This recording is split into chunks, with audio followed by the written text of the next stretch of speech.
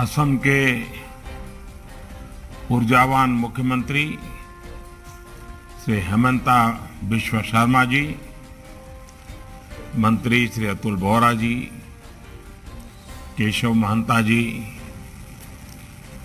पीजू हजारिका जी, golden jubilee celebration committee के अध्यक्ष doctor Dayanand Pathak ji, अग्रदूत के चीफ एडिटर और कलम के साथ इतने लंबे समय तक जिन्होंने तपस्या की है, साधना की है, ऐसे कनक सेन डेका जी, अन्य महानुभाव, देवियों और सज्जनों, असमिया भाषा में नॉर्थ ईस्ट की सशक्त आवाज दैनिक अग्रदूत से जुड़े सभी साथियों, पत्रकारों, कर्मचारियों और पाठकों को 50 वर्ष 5 दशक की इस स्वर्णिम यात्रा के लिए मैं बहुत बहुत बधाई देता हूं, बहुत बहुत शुभकामनाएं देता हूं। आने वाले समय में अग्रदूत नई ऊंचाइयों को छुए। भाई प्रांजल और युवा टीम को मैं इसके लिए शुभकामनाएं देता हूं। इस समारोह के लिए श्रीमंत शंकरदेव का कला क्षेत्र का चुनाव भी अपने आप में अद्भुत संयोग है। श्रीमंत शंकरदेव जी ने असमिया काव्य और रचनाओं के माध्यम से एक भारत श्रेष्ठ भारत की भावना को सशक्त किया था।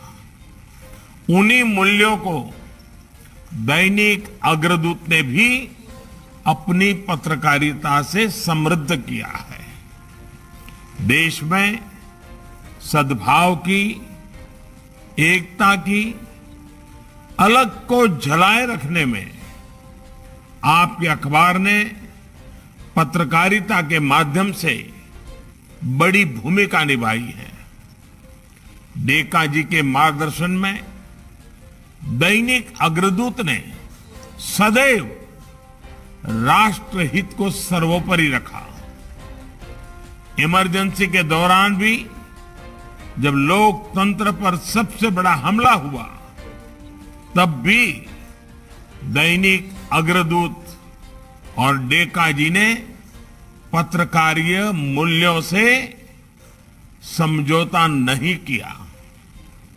उन्होंने न सिर्फ असम में भारतीयता से ओतप्रोत पत्रकारिता को सशक्त किया, बल्कि मूल्य आधारित पत्रकारिता के लिए एक नई पीढ़ी भी तैयार की।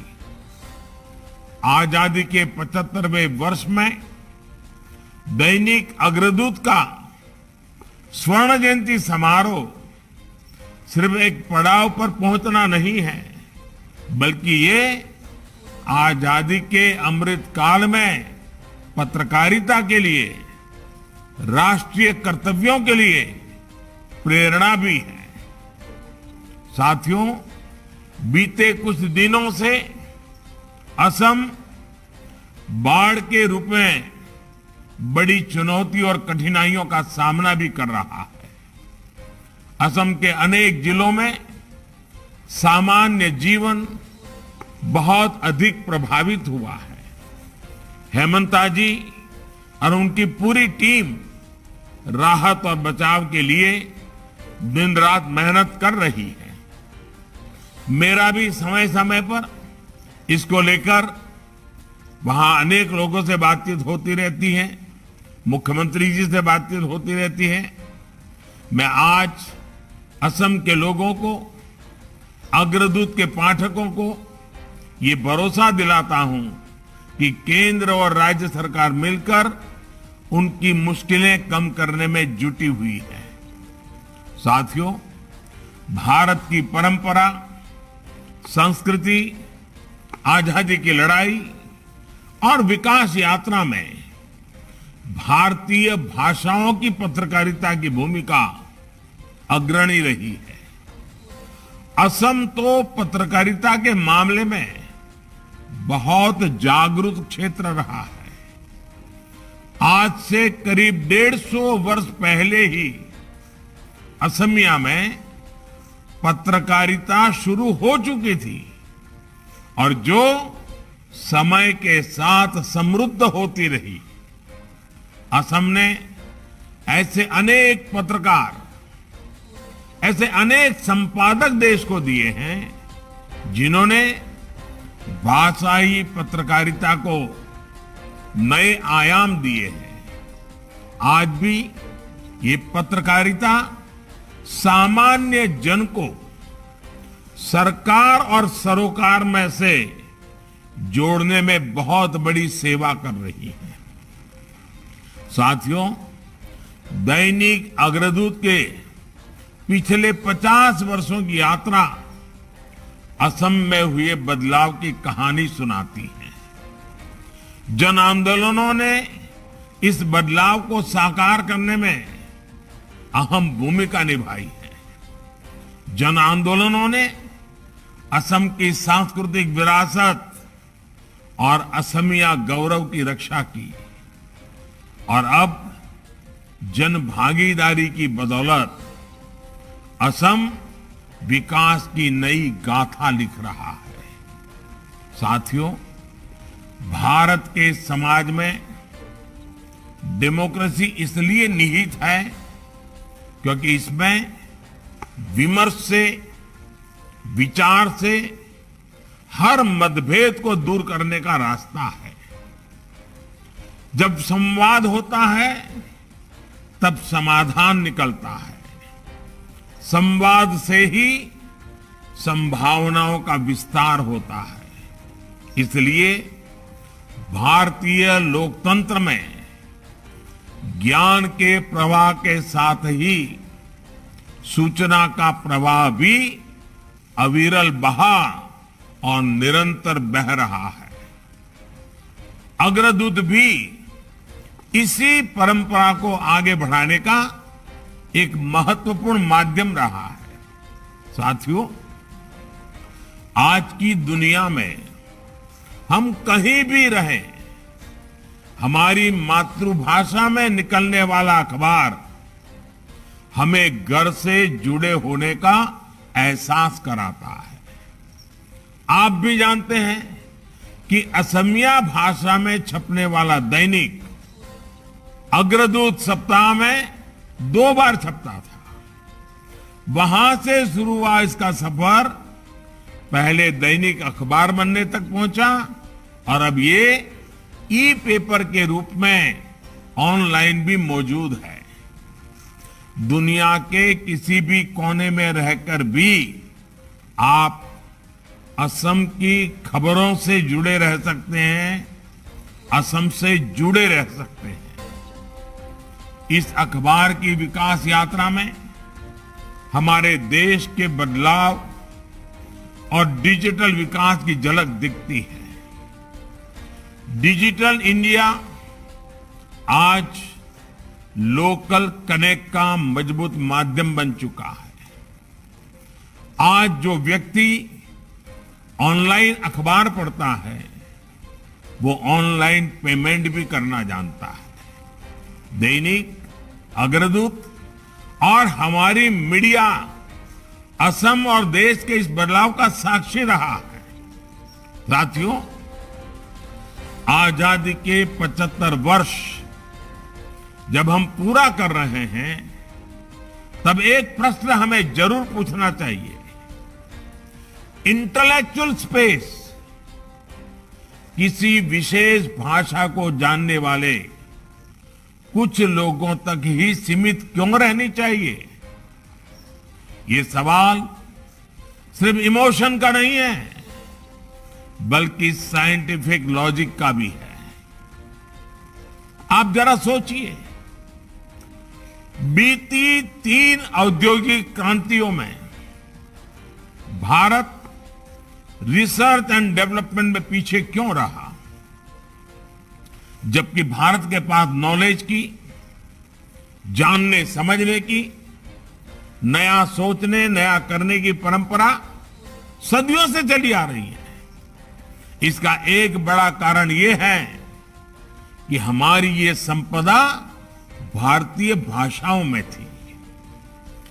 गुलामी के लंबे कालखंड में भारतीय भाषाओं के विस्तार को रोका गया और आधुनिक ज्ञान विज्ञान रिसर्च को इक्का दुक्का भाषाओं तक सीमित कर दिया गया। भारत के बहुत बड़े वर्ग की उन भाषाओं तक, उस ज्ञान तक एक्सेस ही नहीं था। यानी इंटेलेक्ट का, एक्सपर्टाइज का दायरा निरंतर सिकुड़ता गया, जिसने इन्वेंशन और इनोवेशन का पूल भी लिमिटेड हो गया। 21वीं सदी में जब दुनिया चौथी औद्योगिक क्रांति की तरफ बढ़ रही है, तब भारत के पास दुनिया को लीड करने का बहुत बड़ा अवसर है। ये अवसर हमारी डेटा पावर के कारण है, डिजिटल इंक्लूजन के कारण है।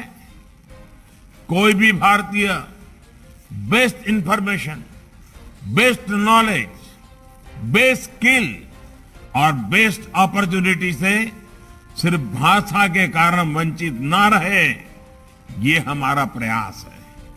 इसलिए हमने राष्ट्रीय शिक्षा नीति में भारतीय भाषाओं में पढ़ाई को प्रोत्साहन दिया। मातृभाषा में पढ़ाई करने वाले छात्र कल चाहे जिस प्रोफेशन में जाएं, उन्हें अपने क्षेत्र की जरूरतों और अपने लोगों की आकांक्षाओं की समझ रहेगी। इसके साथ ही अब हमारा प्रयास है कि भारतीय भाषाओं में दुनिया का बेहतरीन कंटेंट उपलब्ध हो। इसके लिए नेशनल लैंग्वेज ट्रांसलेशन मिशन पर हम काम कर रहे हैं। प्रयास ये है कि इंटरनेट, जो कि नॉलेज का, इंफॉर्मेशन का बहुत बड़ा भंडार है, उसे हर भारतीय अपनी भाषा में प्रयोग कर सके। 2 दिन पहले ही इसके लिए भाषिनी प्लेटफॉर्म लॉन्च किया गया है। ये भारतीय भाषाओं का यूनिफाइड लैंग्वेज इंटरफेस है। हर भारतीय को इंटरनेट से आसानी से कनेक्ट करने का प्रयास है, ताकि वो जानकारी के, ज्ञान के इस आधुनिक स्रोत से, सरकार से, सरकारी सुविधाओं से आसानी से अपनी भाषा से जुड़ सके, संवाद कर सके। इंटरनेट को करोड़ों करोड़ भारतीयों को अपनी भाषा में उपलब्ध कराना सामाजिक और आर्थिक हर पहलू से महत्वपूर्ण है। सबसे बड़ी बात ये, एक भारत श्रेष्ठ भारत मजबूत करने, देश के अलग अलग राज्यों से जुड़ने, घूमने फिरने और कल्चर को समझने में ये बहुत बड़ी मदद करेगा। साथियों, असम सहित पूरा नॉर्थ ईस्ट तो टूरिस्ट, कल्चर और बायोडायवर्सिटी के लिए लिहाज से बहुत समृद्ध है।